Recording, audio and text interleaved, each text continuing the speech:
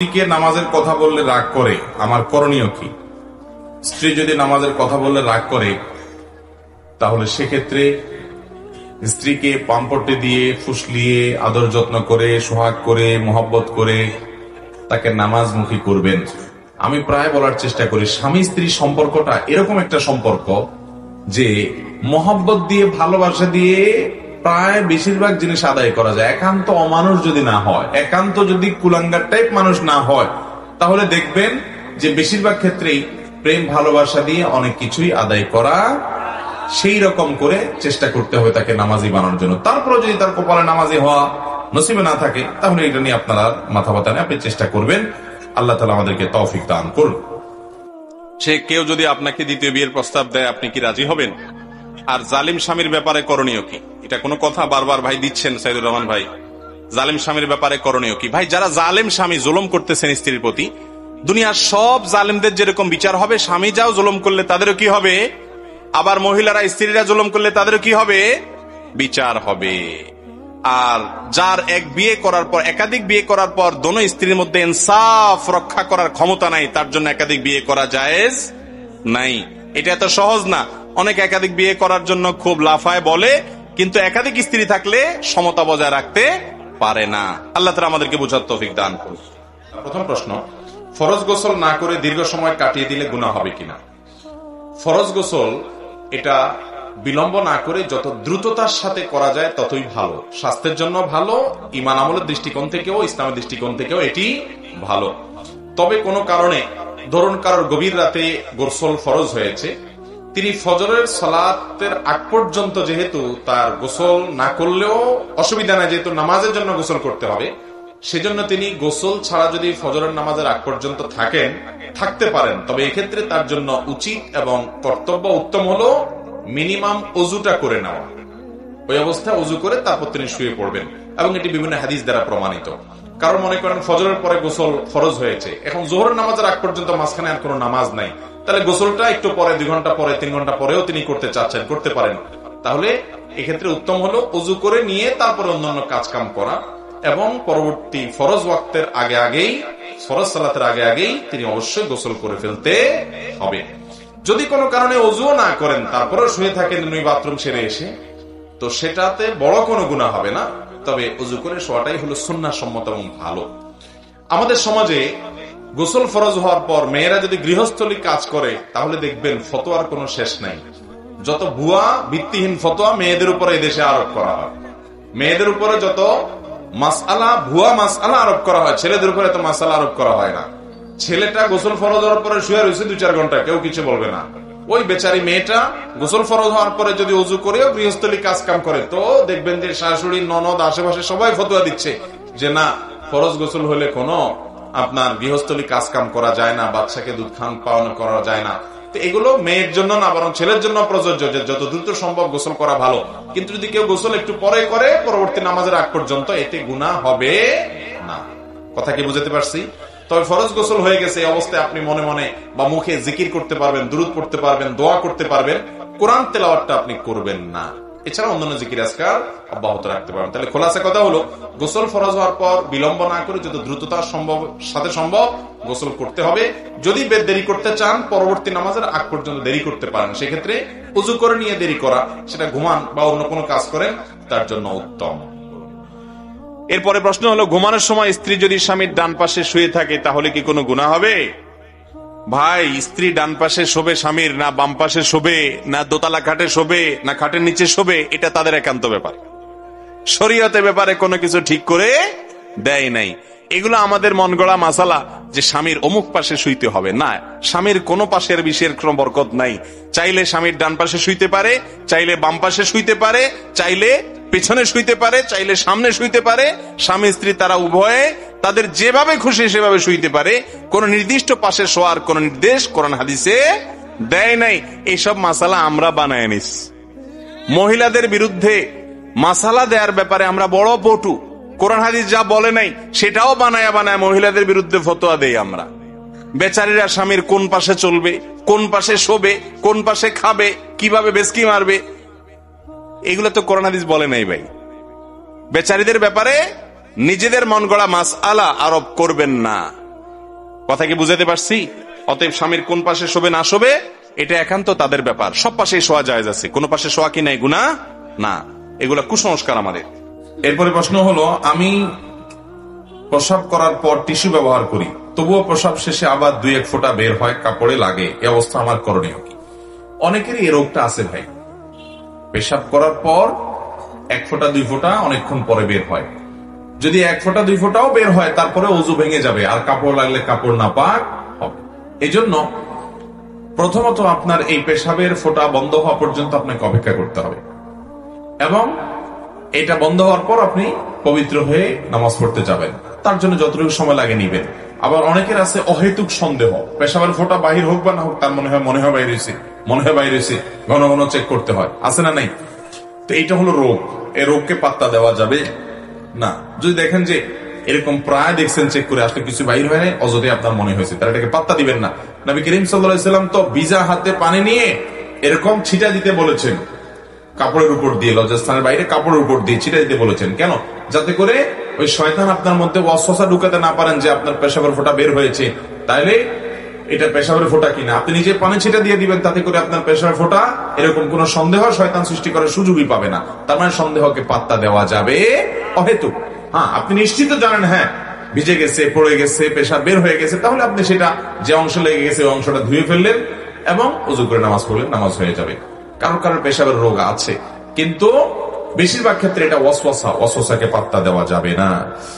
নাই মাদ্রাসায় পড়লে কি আলেম বলে? আসলে আলেমকে এবং আলেম বলতে কি বুঝায় ভাই? আলেমের সংজ্ঞা অনেক সালাফ বলেছেন, যে ব্যক্তি এলেম অনুযায়ী আমল করে সে আলেম। আমাদের সমাজে আলেম বলা হয় কোরআন এবং হাদিসের পর্যাপ্ত নলেজ যিনি অর্জন করেছেন, কোন ওস্তাদ থেকে তাকে আলেম বলে। ওস্তাদ ছাড়া নিজে নিজে বই পড়ে শিখে ফেলেছেন, তিনি যতই শিখে ফেলুন না কেন তিনি আলেম হবেন না। আর দিন শেখার এটা পদ্ধতি না। আল ইসনাদু মিনাদ দ্বীন, দিন ওস্তাদ থেকে শিখতে হয়, সে ওস্তাদ আরেকজন থেকে শিখতে হয়, এভাবে ধারা পরম্পরা নবী করিম সাল্লাল্লাহু আলাইহি ওয়াসাল্লাম পর্যন্ত কি করতে হয়? থাকতে হয়। যদি নিজের স্ত্রী স্বামীর সাথে তুই মুই করে কথা বলে, এতে যদি স্বামীর রাগ হয় অথবা খারাপ লাগে, তাহলে কি স্ত্রীর এভাবে কথা বলা উচিত? দেখুন, স্বামী এবং স্ত্রী একে অন্যকে শ্রদ্ধা এবং সম্মান করে কথা বলতে হবে। কোরআনে কারিমে আল্লাহ পুরুষদেরকে নির্দেশ করেছেন, ওয়াশিরুহুন্না বিল মারুফ, তোমরা তোমাদের স্ত্রীদের সাথে সুন্দরভাবে জীবন যাপন করো। ছোট লোকের মতো আচরণ করা যাবে না, অন্যায় আচরণ করা যাবে না, যেটা অনেক স্বামীরা করেন। আবার একই কথা নারীদের জন্য প্রযোজ্য, তারা তাদের স্বামীদের সঙ্গে তুচ্ছ-তাচ্ছিল্য করে তুই তুকারি করে কথা বলতে পারেন না। যদি করেন তাহলে এতে পরিষ্কারভাবে গুনাহ হবে। এবং বিশেষ করে একজন নারীর কাছে তার স্বামী অভিভাবক তুল্য, বরং অভিভাবক। অতএব তার স্বামীকে শ্রদ্ধা করা তার কর্তব্য। অনেক বোন আছেন সব আমল করতে রাজি আছে, নামাজ পড়বে, রোজা রাখবে, হজ করবে, যাকাত দিবে, মাথায় ঘোমটা দিবে, পর্দা করবে, সব ঠিক আছে, মাগার স্বামীর আনুগত্য করতে বললে আর এখানে উস্কুর শুরু করে দিবে না। এই লোকের কথাও কি শোনা যায়? আপনারা তো এখানে ঠিক বলবেন, মহিলারা থাকলে এখন উল্টাটা ঠিক বলতো, কারণ সবাই চায় তার পক্ষের ওয়াজ, কেউ বিপক্ষেরটা শুনতে রাজি না। অথচ এই জন্য ডক্টর আব্দুল্লাহ জাহাঙ্গীর রাহিমাহুল্লাহ, আপনাদের এলাকার কৃতি সন্তান, তিনি বলতেন, আমরা আজকাল সবাই অধিকার সচেতন, কেউ কর্তব্য সচেতন না। সবাই নিজের অধিকারটা নিয়ে আমরা আন্দোলন করতে পারি, কিন্তু আমার কর্তব্য আমি কতটুকু আদায় করছি সেটা নিয়ে আত্মজিজ্ঞাসা করতে আমরা রাজি না। অথচ ওইটা করলেই আমার আখিরাতে মুক্তিও হবে, দুনিয়াতে আমি ভালো মানুষ হতে পারবো। আমার অধিকার যদি কেউ নাও দেয় তাতে আমার তো কোনো গুনাহ হবে না, কিন্তু আমার কর্তব্য পালন না করলে আমার গুনাহ হবে কি হবে না? এই জন্য স্বামীর উচিত তার কর্তব্য নিয়ে তার অ্যানালাইসিস করা, যে আমি আমার স্ত্রীর প্রতি যে কর্তব্য আছে সেটা সঠিকভাবে আদায় করছে কিনা। বিশেষ করে তরুণরা অনেক বেশি আছেন এই সমাজে, আমি আপনাদের কাছে আহ্বান করব, বিয়ে করার পর স্ত্রীকে তুচ্ছ তাচ্ছিল্য করা, ছোট লোকের মতো আচরণ করা থেকে বিরত থাকবেন। আমার নবী করিম সাল্লাল্লাহু আলাইহি ওয়াসাল্লাম স্ত্রীদের অনেক কাজ তার কাছে খারাপ লেগেছে বা ভালো লাগেনি, তারপরে তিনি কখনো স্ত্রীদের সাথে অন্যায় আচরণ তো পরের কথা, তুচ্ছ তাচ্ছিল্য হতে পারে, ছোট লোকের মতো কোনো কথা আমরা যেগুলা করি এগুলোর কথা ঘুণাক্ষরে কোনোদিন তার জীবনে ছিল না। অতএব আমরা আমার স্ত্রীদের সাথে ভালো আচরণ করবো তো ইনশাআল্লাহ। স্ত্রীর সাথে ভালো আচরণ করলে অনেক মা বাপ খোঁচাখুচি করবে, বলে তো বউ বক্তব্য বেশি হয়ে গেছে।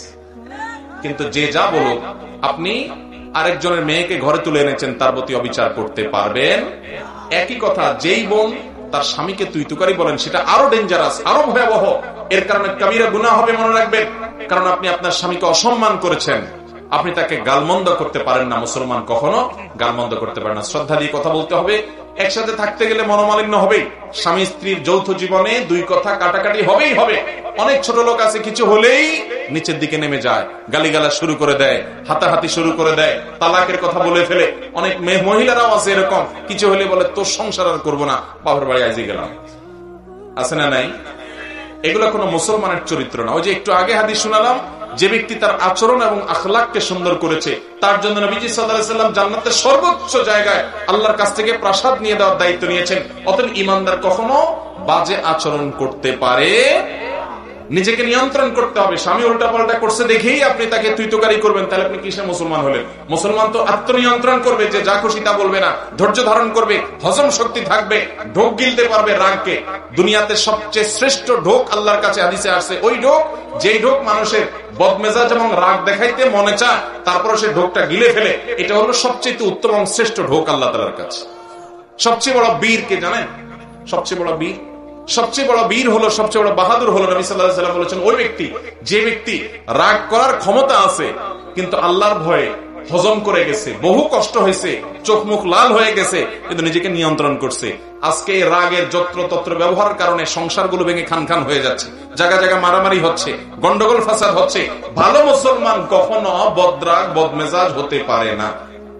অবশ্যই আপনাকে রাগ নিয়ন্ত্রণ করা শিখতে হবে ভালো মুসলমান হতে হলে। আল্লাহ কোরআনে বলেছেন ওয়াল কাযিমিনাল গায়জ, যারা রাগকে সংবরণ করতে পারে, এদের প্রশংসা আল্লাহ তাআলা করেছেন। অতএব রাগ নিয়ন্ত্রণ করব তো ইনশাআল্লাহ। অনেককে নবী করিম সাল্লাল্লাহু আলাইহি ওয়াসাল্লামের কাছে এক লোক এসে বলছে, ইয়া রাসূলুল্লাহ আমাকে একটু উপদেশ করেন। নবীজি বলছেন লা তাকযাব, রাগ করবা না। বলে ইয়া রাসূলুল্লাহ বুঝলাম, একটা পাইছি, আরেকটা উপদেশ করেন। বলে লা তাকযাব, তোমার জন্য আবারও একই উপদেশ, রাগ করবা না। তৃতীয়বার একই কথা বলেছেন নবী করিম সাল্লাল্লাহু আলাইহি ওয়াসাল্লাম, এও বলেছেন লা তাগদাব ওয়ালাকাল জান্নাহ, রাগ করবা না, জান্নাত তোমার হবে। অতএব বদরাগ নিয়ন্ত্রণ করবো তো ইনশাআল্লাহ। স্বামী স্ত্রীর দাম্পত্য জীবনে একে অন্যকে তুচ্ছতাচ্ছিল্য করে, তুই তুকারি বলে, যত এগুলা হয় সব রাগের কারণে, ঠিক না বেঠিক? এই রাগকে নিয়ন্ত্রণ, রাগ হওয়াটা দোষের না, কিন্তু এটাকে নিয়ন্ত্রণ করতে হবে। যেখানে যতটুকু প্রয়োগ করা দরকার ততটুকু করবে। রাগ প্রয়োগ করতে গিয়ে অন্যায় করবে না, খারাপ কথা, কটু কথা, তুচ্ছ কথা বলবে না। কোন নারী যদি এটা করেন তিনি গুনাহগার হবেন, তার তওবা করা উচিত, আল্লাহর ভয় করা উচিত। এরপরে প্রশ্ন হলো, মুমিন এক পেটে খায় আর কাফের 7 পেটে খায়, এই হাদিসটার ব্যাখ্যা কি?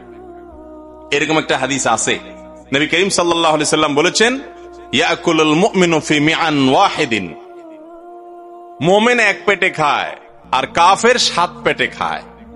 মানে কি 7 পেটে খায়? মানে কি 7টা পাইপ থাকে নাকি? তা তো না।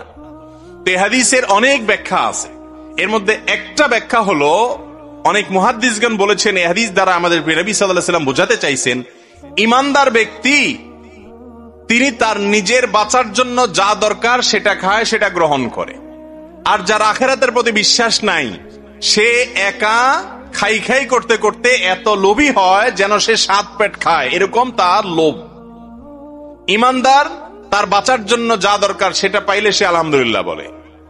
এখন আমাদের মধ্যে অনেক মুসলমান আছে, বরং বেশিরভাগ মুসলমানই আমরা এরকম, যে আমাদের শুধু আজকেরটা থাকলে হবে না, কালকেরটা থাকতে হবে, আমাদের শুধুমাত্র ব্যাংক ব্যালেন্স থাকলে হবে না, জমি জমা থাকলে হবে না, যত হয় আরো চাই, আরো চাই, আরো চাই।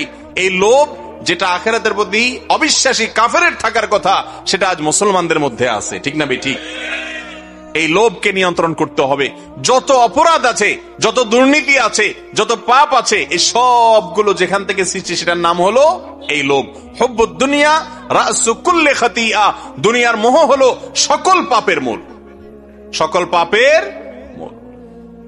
দুর্নীতি এদেশে থাকবে না যদি মানুষগুলো সব ইমানদার হয়ে যায়, মানুষগুলো যদি বিশ্বাস করে যে আল্লাহর সামনে তাকে দাঁড়াতে হবে, সবকিছুর জন্য জবাবদিহি করতে হবে। আল্লাহ তাআলা আমাদের সবাইকে খাঁটি ইমানদার হওয়ার তৌফিক দান করুন। টাকনুর নিচে কাপড় পরা হারাম, কিন্তু অনেকের জুব্বা টাকনুর নিচে চলে যায়, এটা কি জায়েজ? জুব্বা আলাদের জন্য মাসালা ভিন্ন না ভাই। জুব্বা আলাদের জুব্বাও যদি টাকনুর নিচে চলে যাও, সেটাও হারাম হবে। সেটাও কি হবে? জুব্বা আলাদের জুব্বা যদি টাকনুর নিচে যায়, সেটা কি হালাল হবে? সেটা কি জায়েজ হবে? অনেক প্রবাসী ভাইরা সৌদি আরবে যায়, দুবাইতে যায়, বিভিন্ন দেশে, আরব দেশে যায়, যাওয়ার পর দেখে ইয়া লম্বা লম্বা জুব্বা আলা হুজুর, আবার মাথায় টুপিও আছে, টুপির উপর একটা লম্বা রুমালও আছে, মাশাআল্লাহ। এই লোক টাকনুর নিচে পায়জামা তো পড়তেছে, জুব্বা তো পড়তেছে, আবার দেখা যায় যে আপনার 3 আঙ্গুলের একটা সিগারেটও ধরে টানতেছে, আছে না নাই?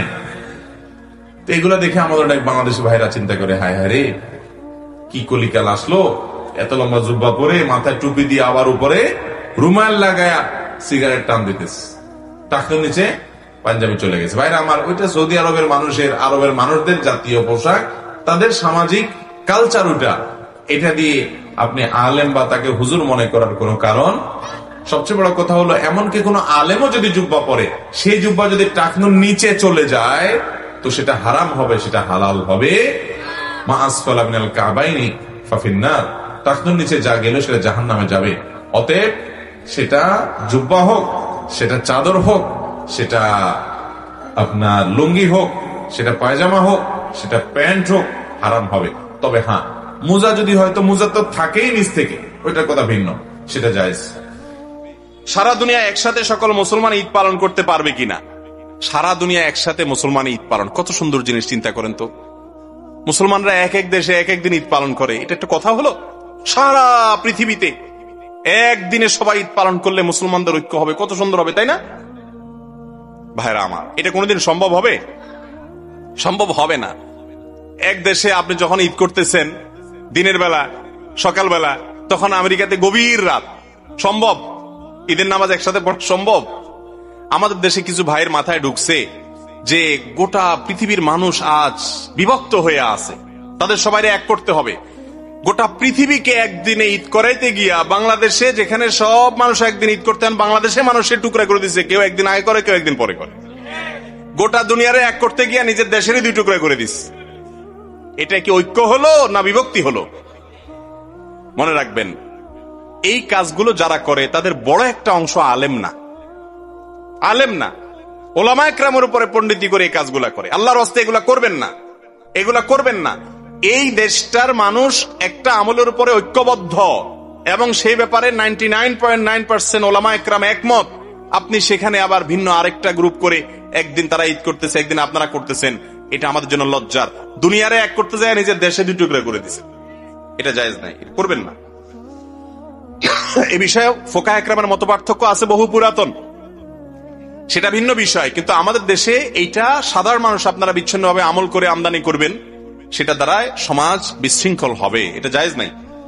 এরপরে প্রশ্ন হলো, আমাদের গ্রামে অনেকে লালনের ভক্ত ও ফকির মতের লোক, তারা মানুষকে লালনের গানের মাধ্যমে বুঝায়, তারা নামাজ পড়ে, এখানে ওয়াজ শুনতে আসছে, এই সম্পর্কে দয়া করে বলবেন। ভাইরা আমার, আমি কাউকে ছোট করে বা অশ্রদ্ধা করে কথা বলতে চাই না, তবে ইসলাম অত্যন্ত পরিষ্কার। ইসলাম হলো কোরআন এবং সুন্নাহকে অনুসরণ করার নাম। কোরআন এবং সুন্নাহকে আপনি অধ্যয়ন করেন, দিনের আলোর মতো পরিষ্কার হয়ে যাবে যে একজন মুসলমান হিসেবে আপনার কি করা উচিত, কার কি করা উচিত নয়। আমরা বিশেষ করে ইসলামের নামে নানা মতবাদের কথা শুনি। এই আপনার মতবাদগুলোর প্রত্যেকটা নিয়ে আলাদা আলাদা অ্যানালাইসিস আছে। বিশেষ করে বাউলদের যে জীবন আচার, তাদের যে ধর্ম বিশ্বাস, এটা নিয়ে আমাদের 1 ঘন্টার উপর একটা বক্তব্য ইউটিউবে আছে, আপনি সার্চ দিলে সেখানে পেয়ে যাবেন। আমি বহু দিন ব্যয় করে তাদের বই পুস্তক পড়ে তার উপরে ডিটেইল আলোচনা করেছি, আপনি সেটা শুনে নিতে পারেন। আমি অনুরোধ করব, আপনি অনুগ্রহ করে নির্মোহভাবে একটা বার পুরো আলোচনা শোনার চেষ্টা করেন, আশা করছি আপনার কাছে ক্লিয়ার হয়ে যাবে। আমি শুধু এটুকু বলবো, কিয়ামতের আগে ইসলামকে অনেকে অনেক ভাবে ব্যাখ্যা করবে। কেউ বলবে নামাজ কালাম পড়ার দরকার নাই, মারিফত এটাই সব। মারিফত কি? মারিফত সব ভিতরে ভিতরে, উপরে কিছু করা লাগবে না। তাদেরকে জিজ্ঞাসা করবেন, আমার নবীজি সাল্লাল্লাহু আলাইহি সাল্লাম শুধু নামাজ পড়েন নাই, জীবনের শেষ মুহূর্তে যখন তার নিজের ঘর থেকে তার যে কবর, আপনার মিম্বর, যেটা এই আজকের এই যে মাহফিলের যে আমাদের এই প্যান্ডেল আছে, প্যান্ডেলের স্টেজ থেকে প্যান্ডেলের শেষ মাথা পর্যন্ত এতটুকু দূর হবে না, আরো কম। যারা মদিনা গেছেন তারা জানেন, নবীজির কবর থেকে ওনার মিম্বর আরো কাছে। এতটুকু জায়গায় পায়ে হেঁটে এসে নামাজ পড়ার মতো ক্ষমতা ওনার শরীরে ছিল না। জীবনের শেষ মুহূর্তে অসুস্থ অবস্থা, তখন আলী এবং আব্বাস রাদিয়াল্লাহু তাআলা আনহুমা দুজনের কাঁধে 2 হাত দিয়ে পুরো শরীরের ভার তাদের উপরে ছেড়ে দিয়ে পাও দুইটাকে মাটির সাথে টানতে টানতে ওই বাসা থেকে মিম্বরের কাছে এসেছেন। তারপরে একা একা ওখানে নামাজ পড়েন নাই। আর জীবনে প্রত্যেকটা ওয়াক্ত নামাজ কিভাবে পড়ছেন সেটা আরো ভালো জানেন। আল্লাহ কোরআনে কারীমে বলেছেন, ফাইন খিফতুম ফারজান ওয়া রুকবানা, যদি তোমরা নামাজ পড়তে আশঙ্কা করো, রণাঙ্গনে থেকে নামাজ পড়তে গেলে শত্রু তোমাকে শেষ করে দিবে, পায়ে হেঁটে হাঁটতে হাঁটতে হাঁটা অবস্থায় ভ্রমণকারী অবস্থায় নামাজ পড়বে, তারপরও নামাজ মাফ নাই, এরকম একটা একটা গুরুত্বপূর্ণ বিষয় কোরআন এভাবে স্পষ্ট করে বলেছে, আপনি বলেন না শরীয়ত টরিয়ত অর্থাৎ এভাবে এত নামাজ কালামের দরকার নাই, ভেতরে ভেতরে মারেফত টারেফত কিছু একটা করলেই হয়ে যাবে। তাহলে নবীজি এত কষ্ট কেন করছেন? ইসলাম কি আপনি নবীজির কাছ থেকে শুনবেন নাকি এদের কাছ থেকে শুনবেন? কার কাছ থেকে শুনবেন? আল্লাহ নবীর কাছ থেকে শুনবেন না? আল্লাহ তাআলা তাকেই পাঠিয়েছেন মডেল হিসাবে। অতএব ইসলামের নামে আমরা এই সমস্ত বিভ্রান্তির মধ্যে থাকলে কখনো আমরা মুক্তির পথ পেতে পারি না। নবী করিম সাল্লাল্লাহু আলাইহি ওয়াসাল্লাম পরিচ্ছন্ন থাকতেন, তিনি পরিষ্কার থাকতেন। জুমার দিন গোসল করাকে এক হাদিসে তিনি ওয়াজিব বলেছেন, এটা আগে ওয়াজিব ছিল পরে মানসুখ হয়েছে। ভাইরা আমার, নবী সাল্লাল্লাহু আলাইহি ওয়াসাল্লাম প্রতিদিন অনেকবার করে মেসওয়াক করতেন, পরিচ্ছন্ন থাকতেন যাতে মুখের দুর্গন্ধে কারোর কষ্ট না হয়। তিনি বাসায় ঢুকতে মেসওয়াক করতেন, ওযুর সময় মেসওয়াক করতেন, নামাজের সময় মেসওয়াক করতেন, তিনি কোন জায়গায় যেতে গেলে মেসওয়াক করতেন, জুমার দিন আলাদা মেসওয়াক করতেন। এত ঘন ঘন মেসওয়াক করতেন যাতে পরিচ্ছন্ন থাকে। 5 বার 5 ওয়াক্তের জন্য ওযু করতেন যাতে পরিচ্ছন্ন থাকে, সুস্থ থাকে, ফ্রেশ থাকে, তিনি পরিপাটি থাকতেন। ইসলামটা সুন্দর। আপনি ইসলামের নামে সালাত চট করে থাকবেন, চুলের মধ্যে আপনার ময়লা জটলা পাকায় যাবে, আপনার গায়ের থেকে দুর্গন্ধ হবে, আপনি বিড়ি আর গাঁজা খাবেন আর বলবেন এটার নাম ইসলাম। তাহলে ভণ্ডামি দুনিয়াতে কিসের নাম হবে? আল্লাহ তাআলা আমাদের ভাইদেরকে বুঝার তৌফিক দান করুন। নারীদেরকে আল্লাহ তাআলা সৃষ্টি করেছেন পুরুষদের প্রতি তাদের আকৃষ্ট হবে এবং পুরুষরা তাদের প্রতি আকৃষ্ট হবে। এই জন্য এই ডক্টর খন্দকার আব্দুল্লাহ জাহাঙ্গীর রহমানের একটা কথা আছে, স্বর্ণের অক্ষরে লেখার মতো। স্যার রাহমাতুল্লাহ বলতেন, যৌনতা এটা প্রমোটেড বাই আল্লাহ সুবহানাহু ওয়া তাআলা, সৃষ্টিগতভাবে যৌনতা প্রমোটেড। একটা নির্দিষ্ট বয়সে যাওয়ার পর মানুষের ভিতরে যৌন আকাঙ্ক্ষা জাগ্রত হয় কি হয় না? এটা কি কায়ও জাগ্রত করে দিতে হয়? মানুষ তো দূরের কথা, পশু পাখিও এরকম, যে একটা নির্দিষ্ট এই যে বয়সে যাওয়ার পর এমনিতেই তার ভিতরে যৌন আকাঙ্ক্ষা জাগ্রত হয়। অর্থাৎ যেটা সৃষ্টিগত ভাবে যেটা প্রমোটেড হয়ে আছে, আগে থেকেই সেটা যথেষ্ট অগ্রসর হয়ে আছে আপনার মধ্যে, সেটার আকাঙ্ক্ষা দারুণ ভাবে আগে থেকে জেগে আছে।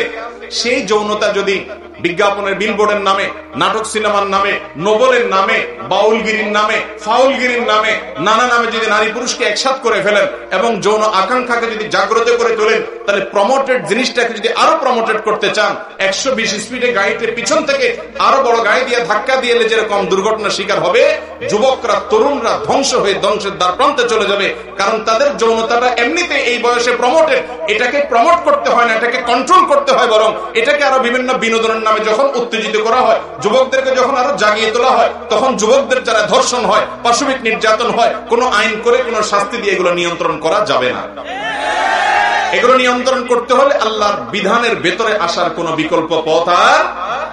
অথচ এই বাউলে বিশ্বাসী ভাইরা, আমাদের এই সমস্ত ফকিরি আপনার ধারার বিশ্বাসী ভাইরা, তথাকথিত মারেফতি ধারার ভাইরা, তাদের কাছে নারী পুরুষের সাথে যত মিশবেন তত আপনার আধ্যাত্মিকতা তত বাড়বে। এটা শুধু আমার বক্তব্য নয়, তাদের বহু গানের বক্তব্য। ওই যে আপনার সময় গেলে সাধন হবে না, এই গানের যে কথামালা, এই গানের যে ব্যাখ্যা ইউনিভার্সিটির টিচাররা করেছেন, ওইটা আমি অক্ষরে অক্ষরে আমার এই বক্তব্যে একেবারে বই পৃষ্ঠা সহকারে বিস্তারিত বলেছি, শুনে দেখবেন। অতএব ভাইরা আমার, ইসলাম পরিষ্কার পরিচ্ছন্ন, এখানে কোনো নোংরামো নাই, এখানে কোনো পাগলামো নাই, এখানে কোনো গাঞ্জা খাও খাই নাই, এখানে কোনো চুলের জটলা নাই, এখানে কোনো চুলের ময়লা নাই, এখানে চটপরে ময়লা হয়ে থাকা নাই, এখানে দেশ এবং জাতির বোঝা হয়ে আপনি মাজারে শুয়ে থাকবেন, 2 পয়সা কামাবেন না, আর্থসামাজিক উন্নয়নে কোনো ভূমিকা রাখবেন না, নিজে বোঝা অন্যের জন্য বোঝা হবেন, সংসার করবেন না। এরকম যদি হয় তাহলে পৃথিবীটা অচল হয়ে যাবে। এরকম অযৌক্তিক জিনিস ইসলামে নাই। আল্লাহ আমাদেরকে বুঝার তৌফিক দান করুন।